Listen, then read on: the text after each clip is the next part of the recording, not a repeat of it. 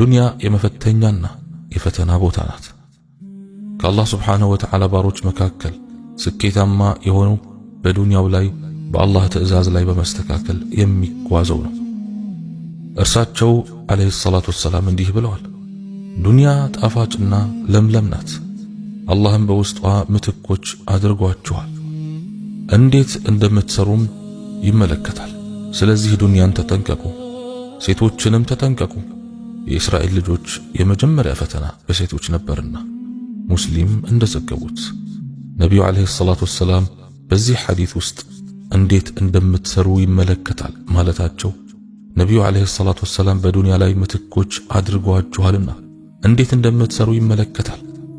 ይህ የሚያሳየው በሐዲሱ ላይ ጣፋጭና ለምለም ተብላ የተገለጸችው ዱንያ ጣፋጭ፣ ይህ ከጣዕም አንጻር ነው። ለምለም፣ ይህ ከእይታ አንጻር ነው። የዱንያ እይታዋ ውብ ነው፣ ጣዕሟም ጣፋጭ ነው። አላህ ስብሓንሁ ወተዓላ ሰዎችን ጣዕሟ ጣፋጭና እይታዋ ውብ በሆነችው በዚህች ዱንያ ላይ ምትኮች አድርጓቸዋል። እንዴት እንደሚሰሩ ይመለከታል። ይህች ዱንያ በቀልባቸው ላይ ምን አይነት ተጽዕኖ እንደሚኖራት። ብዙ ሰዎች ዱንያ በቀልባቸው ላይ ተጽዕኖ ታሳድርባቸዋለች። በምን? ምቀኝነት፣ ትዕቢት፣ ኩራት፣ እብሪት፣ ድንበር ማለፍ ወዘተ ተጽዕኖ ታደርግባቸዋለች። እንዴት እንደምትሰሩ ይመለከታል። ስለዚህ ዱንያን ተጠንቀቁ። ዱንያን ተጠንቀቁ ማለት እንዳትፈትናችሁና ዱንያ ለእናንተ ፈተና እንዳትሆን ተጠንቀቁ ማለት ነው። ለዚህም ነው ገንዘብ ፈላጊ በመፈለጉ ምንም ችግር የለበትም። ነገር ግን ገንዘቡ ለእርሱ ፈተና እንዳይሆን መጠንቀቅ አለበት። ገንዘቡ ለእርሱ ፈተና እንዳይሆን፣ በገንዘብ እንዳይፈተን መጠንቀቅ አለበት። ይህ ማስጠንቀቂያ ግልጽ ነው። ዱንያን ተጠንቀቁ ማለት እንዳትፈትናችሁ ነው።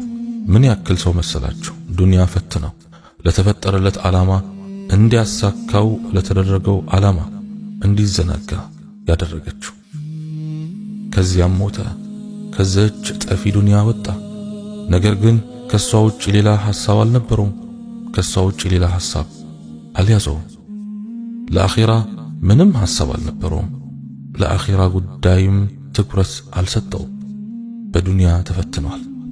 ከተፈተነ ደግሞ እነዚህ የተጠቀሱት በርካታ በሽታዎችና መሰሎቻቸው ይመጣሉ። ዱንያን ተጠንቀቁ ማለት ዱንያ ለእናንተ ፈተና እንዳትሆን ተጠንቀቁ ማለት ነው። ገንዘብን መፈለግ፣ ማግኘትና መሰብሰብ ምንም ችግር የለበትም በተፈቀደ መንገድ ከሆነ። በዚህ ምንም ችግር የለበትም በአንድ ሰው እጅ ገንዘብ ቢበዛም እንኳን። ነገር ግን ትልቁ ችግርና ትልቁ ጥፋት ይህ ገንዘብ ባለቤቱ የሚፈትንበት ፈተና መሆኑ ነው። አዎ ኢማም ኢብኑል ቀይም ረሒመሁላህ እንዲህ ብለዋል፣ ለአኺራ ያለው ፍላጎት የሚሟላው በዱንያ ዙህድ ወይም ቸልተኝነት በማድረግ ብቻ ነው። በዱንያ ላይ ዙህድም የሚስተካከለው ከሁለት ትክክለኛ እይታዎች በኋላ ብቻ ነው።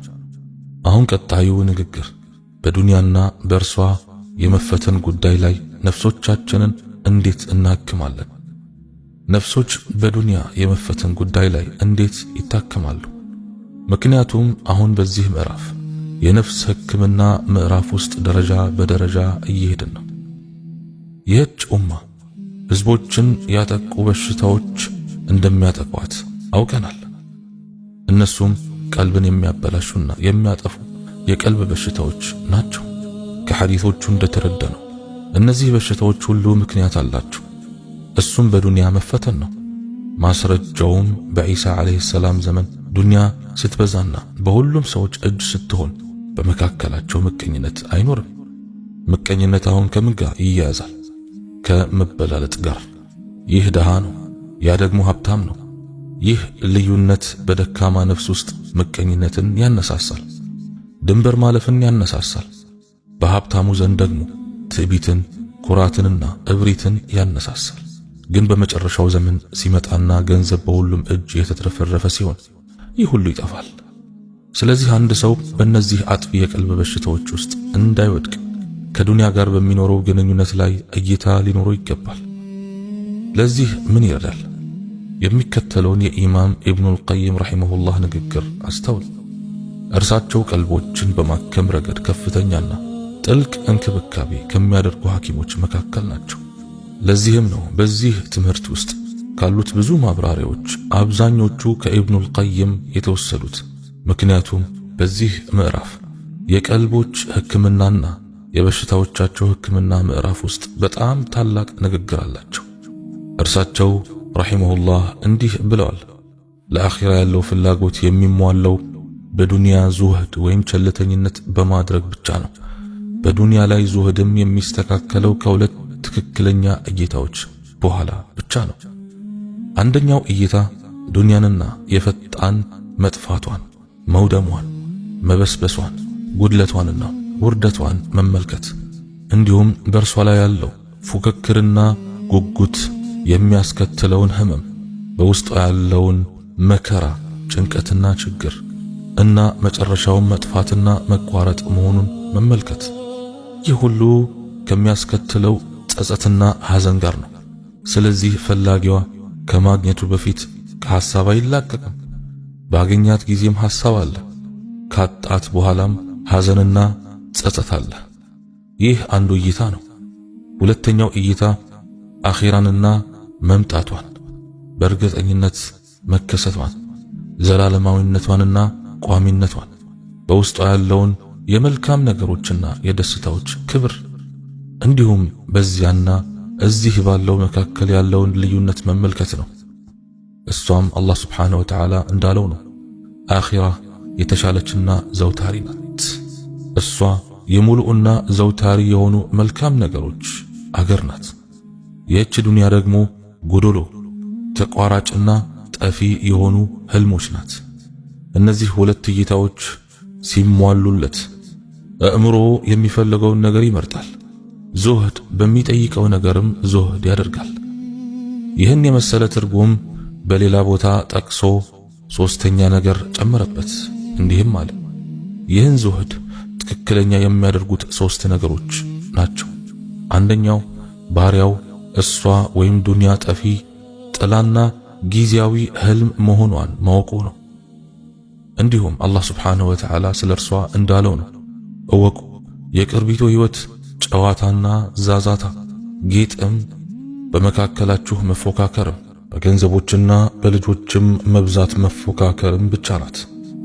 እርሷ ዘንቦ ካፊሮችን አዝመራው እንደሚያስደስታቸው ከዚያም እንደሚደርቅና ገረጣ ሆኖ እንደምታየው ከዚያም ደረቅ ፍርፋሪ እንደሚሆን እት ቢጤ ናት። አላህ ስብሓነሁ ወተዓላ እንዲህ አለ፣ የቅርቢቱ ህይወት ምሳሌ ከሰማይ እንዳወረድነው ውሃ ቢጤ ነው። በእርሱም ሰዎቹና እንስሳዎች ከሚበሉት የምድር በቃይ ተቀላቀለበት። ምድርም ጌጧን በያዘችና ባጌጠች ጊዜ ባለቤቶቿም በእርሷ ላይ ታዮች መሆናቸውን ባሰቡ ጊዜ ትእዛዛችን በሌሊት ወይም በቀን ይመጣባታል። ትላንት እንዳልነበረችም የተጨደች እናደርጋታለን። እንደዚሁ ለሚያስተነትኑ ህዝቦች አንቀጾችን እንገልጻለን። አላህ ስብሓነሁ ወተዓላ በሌላም አያ እንዲህ ይላል፣ ለእነርሱም የቅርቢቱን ህይወት ምሳሌ ግለጽላቸው፣ ከሰማይ እንዳወረድነው ውሃ ቢጤ ናት። በእርሱም የምድር በቃይ ተቀላቀለበት፣ ወዲያውም ነፋሶች የምትበታትነው ደረቅ ፍርፋሪ ሆነ። አላህም በነገሩ ሁሉ ላይ ቻይ ነው። አላህ ስብሓነሁ ወተዓላ የማታለያ መጠቀሚያ ብሎ ሰይሟታል። በእርሷ ከመታለልም ከልክሏል። በእርሷ የተታለሉትንም መጥፎ ፍጻሜ ነግሮናል። በእርሷ የወደዱትንና የተረጋጉትንም አውግዟል። ነቢዩ ዓለይሂ ሰላቱ ወሰላም እንዲህ ብለዋል፣ እኔና ዱንያ ምን አገናኘን? እኔ እኮ በዛፍ ጥላ ስር አርፎ ከዚያም ሄዶ የተዋት ተጓዥ ቢጤ ነኝ። በሙስነድ ውስጥ ከነቢዩ ዓለይሂ ሰላቱ ወሰላም የተላለፈ ሐዲስ ትርጉሙ እንዲህ ነው፣ አላህ የአደም ልጅን ምግብና ከእርሱ የሚወጣውን ነገር ለዱንያ ምሳሌ አድርጓል። እርሱ ምግቡን ቢያጣፍጠውና ጨው ቢያደርግበትም መጨረሻው ምን እንደሚሆን ይመልከት። በሷ የተታለለና የተረጋጋ ዝቅተኛ ፍላጎት፣ ትንሽ አእምሮና ውርደት ያለው ሰው እንጂ ሌላ አይደለም። ሁለተኛው እይታ ደግሞ ከእርሷ በኋላ ከእርሷ የበለጠ ክብርና ታላቅ ደረጃ ያላት አገር መኖሯን ማወቁ ነው። እርሷም የዘላለም አገር ናት። የእርሷ ንጥጥር ወደ አኺራ ልክ ነቢዩ ዓለይሂ ሰላቱ ወሰላም እንዳሉት ነው። በአላህ እምላለው የዱንያ በአኺራ ውስጥ ያለው ንጥጥር አንዳችሁ ጣቱን በባህር ውስጥ ነክሮ በምን እንደሚመለስ ከማየት ጋር ይመሳሰላል። በእርሷ ዙህድ የሚያደርግ ሰው በእጁ የውሸት ዲርሃም ያለውና ይህን ጣለውና በምትኩ 100,000 ዲናር ይሰጣል የተባለ ሰው ቢጤ ነው። ይህም እንዳ ተስፋ አድርጎ ከእጁ ይጥለዋል። በእርሷ ዙህድ ያደረገው ከእርሷ የበለጠ ታላቅ በሆነው ነገር ላይ ፍላጎቱ ሙሉ ስለሆነ ነው። ሶስተኛው በእርሷ ላይ የሚያደርገው ዙህድ ከተጻፈለት ነገር ምንም እንደማይከለክለው ማወቁ ነው። እንዲሁም በእርሷ ላይ ያለው ጉጉት ያልተወሰነለትን ነገር እንደማያመጣለት ማወቁ ነው። ይህን ሲያውቅና እርግጠኛ የሆነ እውቀት ሲኖረው በእርሷ ላይ ዙህድ ማድረግ ይቀለዋል። ይህን ሲያውቅና ልቡ ሲረካ ከእርሷ የተወሰነለት እንደሚመጣው ሲያውቅ ጉጉቱ፣ ድካሙና ጥረቱ ሁሉ ከንቱ ይሆናል። አስተዋይ ሰው ለነፍሱ ይህን አይፈቅድም። እነዚህ ሶስቱ ነገሮች ለባሪያው በእርሷ ላይ ዙህድ ማድረግን ያቀሉለታል፣ በእርሱም ቦታ ላይ እግሩን ያጸኑለታል። አላህ ለሚሻው ሰው ስኬትን የሚሰጥ ነው። አላህ ሱብሓነሁ ወተዓላ የሁላችንንም ቀልቦች ያስተካክልልን፣ ወደ እርሱም ቀጥተኛውን መንገድ ይብራል፣ ከቀልብ በሽታዎችና ህመሞች ይጠብቀን፣ በእውነትና በቅን መንገድ ላይ ይሰብስበን። እርሱ ሰሚ ቅርብና ተቀባይ ነውና። አላህ ሱብሓነሁ ወተዓላ ከፈተና ሁሉ ይጠብቀን። اللهم أحسن خاتمتنا في الأمور كلها وأجرنا من خزي الدنيا وعذاب الآخرة. اللهم اجعل كل همنا الآخرة برحمتك يا أرحم الراحمين. اللهم آتنا في الدنيا حسنة وفي الآخرة حسنة وقنا عذاب النار. اللهم يا مقلب القلوب ثبت قلوبنا على دينك. اللهم ارحمنا وارحم موتانا وموتى المسلمين.